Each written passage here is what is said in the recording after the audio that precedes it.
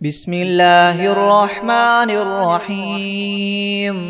تبارك الذي بيده الملك وهو على كل شيء قدير، الذي خلق الموت والحياة ليبلوكم أيكم أحسن عملا وهو العزيز الغفور، الذي خلق 7 سماوات طباقا ما ترى في خلق الرحمن من تفاوت، فارجع البصر هل ترى من فطور، ثم ارجع البصر كرتين ينقلب إليك البصر خاسئا وهو حسير. ولقد زينا السماء الدنيا بمصابيح وجعلناها رجوما للشياطين وأعتدنا لهم عذاب السعير.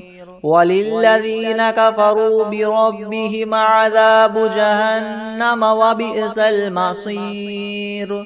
إذا ألقوا فيها سمعوا لها شهيقا وهي تفور، تكاد تميز من الغيظ كلما ألقي فيها فوج سألهم خزنتها ألم يأتكم نذير؟ قالوا بلى قد جاءنا نذير فكذبنا وقلنا ما نزل الله من شيء إن أنتم إلا في ضلال كبير. وقالوا لو كنا نسمع أو نعقل ما كنا في أصحاب السعير، فاعترفوا بذنبهم فسحقا لأصحاب السعير. إن الذين يخشون ربهم بالغيب لهم مغفرة